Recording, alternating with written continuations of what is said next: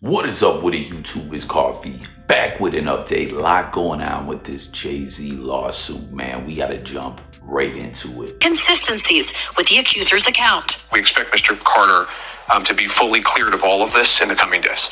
Almost nothing that she says has checked out because this never happened. She says that she might have some facts wrong, but that she says the incident happened. What do you say to that? You know, anybody, when they make up a claim, they can just keep repeating it and getting it right. But you never get the details right. And what happened during her interview with you is that the story began to unravel. This woman is standing by her story. It happened over 20 years ago. Maybe her memory is hazy. Maybe her father doesn't remember that night. No, she's doubled down on certain of these details. She says, I'm positive. She points out the tattoo. She talks about the tattoo in vivid detail. Turns out that's completely false. And the father is supposed to be picking her up. 10-hour drive, round trip to pick her up in the middle of the night. Has no memory of that. No one has come forward about this in nearly a quarter of a century, and that's because this never happened. This woman also told us on camera last week that this isn't about money. Well, let's be serious. A lawyer like this is not sending out these letters not to make money. He wants money and fame. He doesn't care about truth and justice. And that's what's going on here. Chloe Malas joins us in studio. So Chloe, explain this to me. The attorney for the plaintiffs, Tony Busby, right? He's sticking by his client even though you've been able to report these inconsistencies and they are now out there in the public? Yes, and because of our exclusive report here on Top Story, he's actually going to have Jane Doe do a polygraph test. He says he hasn't done it yet, but that they are going to be doing it this week. He also said in a statement to us moments ago that their conduct throughout all of this has been beyond reproach and will continue to be. Even though that's not what you're hearing, Alex Spiro, Jay-Z's attorney, what he's saying. Also, I just want to show you, Jay-Z's team created a timeline. Obviously, even though this took place allegedly 24 years ago, right? They are saying that there is just no way that he could have been at the VMAs. He's on camera there until the end of the VMAs, which ended right after 11, and that there are photographs of him at the Lotus Club in Manhattan, and they say he was there till 3 a.m., and then he went to the music studio. So again, they are adamant that he was not at that party. He was not at any sort of after party. I do want to ask you this. What is Jay-Z's sort of legal team strategy in describing the relationship between Diddy and Jay-Z? Because there are a ton of photos of them over the years, obviously before these allegations came out. This civil suit, Tom, originally just named Combs, and then it was amended last weekend to include Jay-Z. What Alex Spiro said to me today is that although publicly Jay-Z supported Diddy, they were not best friends. They were not as close as you thought that they were. So in terms of knowledge of what went on allegedly at these white parties and what took place allegedly in these civil suits and the criminal charge and the trial, he says Jay-Z has no knowledge of any of that. Again, he publicly supported him as a fellow musician and someone where they came up together in the industry, but that they weren't as close as you thought. So I would say this suit, I would concur with what we're hearing here from Alex Spiro, Jay-Z's attorney. Y'all seen that Dame Dash was calling dude a straight dirtbag, dirt McGirt ass attorney, man. R.I.P. ODB, the real Dirt McGirt, but he was Dirt McGirt on some different vibes, man. That was just the way he rocked. You know, ODB was the truth. Once again, R.I.P. Tap in and comment if you flucked with ODB and you was rocking with that Wu-Tang Hulu series, man. The way they had those different episodes that were like inspired by different members of the Wu, where it was like half fictionalized story based on, you know, that MC's image. Did y'all see the one with ODB where there was the fake Don Cornelius, the robotic one, and he had to go put the afro pick in him and short circuit him and all that? That was dope, man. Conceptually, that was some really interesting-ish. Tap in with your thoughts on that. But R.I.P. ODB. Just had to go there. As, you know, we're referencing the way Dame Dash was just calling dude a dirtbag. Spiro, you know what I mean? Dame had this whole spiel about it. Dame's been getting a lot of FaceTime lately, hitting the news a lot over and over again, man. The things he said about Bleak and etc. But anyways, back to what we're talking about here. Yeah, he just is saying Jay should be speaking for himself, and that's what Dame Dash did when he fought his own allegations, when he was accused of some actual type assault type allegations, and that he beat it. He did his own interview, and why isn't Jay-Z doing that? But I don't know. You know, to me, like, he's saying that in a sense to say that, I don't know, he was like alluding to that Jay-Z's acting sus, but I think Jay-Z has been very proactive in the way that he's been fighting this, you know what I mean? Like, when it came time, he spoke out via his attorney. And I personally don't believe this full of holes is an understatement, in my opinion. You know what I'm saying? From Rochester to Manhattan and back, and the dad just doesn't recall it at all. Come on, man. You know what I mean? But let me know what your gut tells you, what your overall thoughts, if the suit is legit or not. I'm curious to hear it in the comments. But also this polygraph test, okay, that's something that Busby had been adamant about, you know, which, again, one thing that Busby keeps saying that just sounds such bullish to me, and the accuser said it in the interview as well. My client didn't ask for a dime. Listen, you're not putting out all these suits for nothing, for no money. This attorney wouldn't even be representing you if there wasn't money at stake. You just didn't name Jay-Z in the initial suit.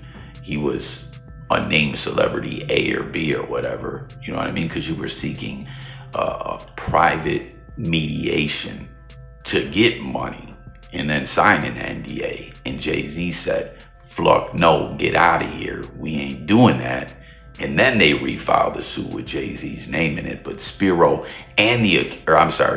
Busby and the accuser are both sitting here saying, we didn't ask for money. Like, it's just totally asinine, and to me is insulting to the public's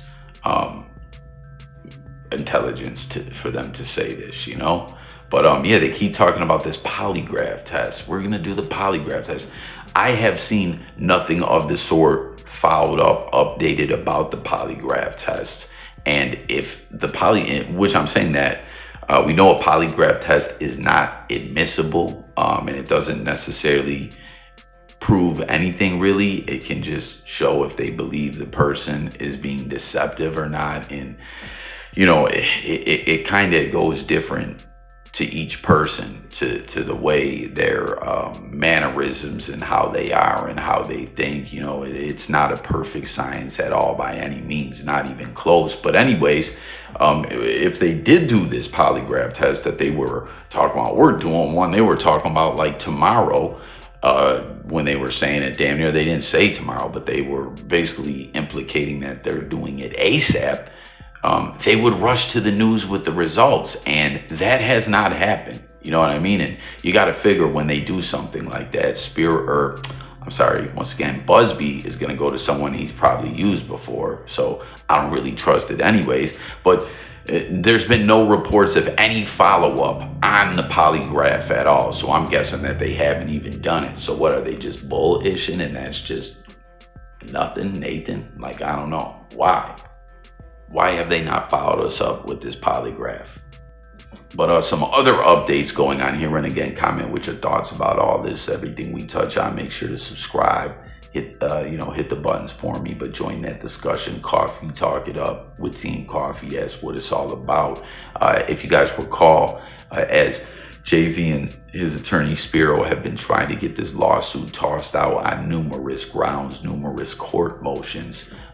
One of the things that they pushed for immediately when we first started hearing about this case more was that this Jane Doe should have to identify herself so that they can have a proper legal defense, or, you know, like, why should this person be able to remain anonymous? You know, and you can let me know what you feel about that motion or whatever. The judge actually ruled in favor of the accuser. So for now, this Jane Doe is allowed to remain a Jane Doe, but they have now filed another motion trying to get this case thrown out. And, you know, the court documents, you know, are indicating that, you know, they're saying they're filing this motion to dismiss the suit, arguing that the statute under which this suit is filed by this Jane Doe that this didn't come into effect, this particular suit to take someone to court, until after the alleged assault occurred, making it inapplicable retroactively. So Spiro has explained in this latest filing that the statute was enacted in December 2000. So that's 3 months after Jane Doe is alleging that she was assaulted by Jay-Z and Diddy at this MTV VMA after party.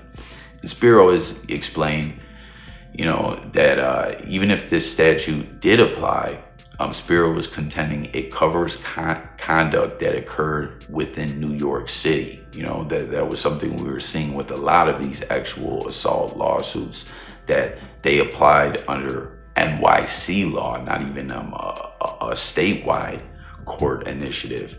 And they're saying that based on that, the Jane Doe has said that she was taken to a location that to them, it doesn't fit this criteria, because she's declared in her complaint that she was driven from Radio City Music Hall to a, quote, large white residence with a gated U-shaped driveway about 20 minutes away. So the attorney Spiro is arguing that such a residence, if it existed at that time, would have been outside of New York City's territorial boundaries. And, by that being what it is, they're saying you got to throw this suit out, and they keep coming with different legal motions trying to get this thing out. And there's been so much news coverage of this, but if you really look into it, aside from the interview and a couple statements put out from both sides and everything like that, there hasn't been really a lot of developments, if you guys feel what I'm saying. Like, it's been more or less a lot of talk than any real action or any real smoking gun type evidence or anything like that. You know what I mean? Now, Busby's attorney, Jane Doe's attorney, Tony Busby, is saying these are technical arguments, and the law firmly supports the side of the victims, adding, the law is well settled that we are correct, so that they're filing within the legal boundaries without any question. So I don't know, man. Comment, let me know your thoughts. Again, I haven't seen anything about the polygraph test, which I believe that they would have ran right to the media with that. Why didn't they? Because they must not have got it done. Jane Doe is allowed to remain a Jane Doe by judge's ruling. And now this new legal filing saying, hey, this law wasn't even in effect at the time, the statute. So how can this claim even continue forth within the courts if it doesn't fit that criteria from the timeline when it was? That's a legal conundrum within itself. But we'll have to wait and see how the judge rules. But that's it for the news. Let me know what you think about it all. Again, subscribe, and I'll catch you on the next one. Is coffee. I'm about you, y'all. Peace. God bless, and be safe.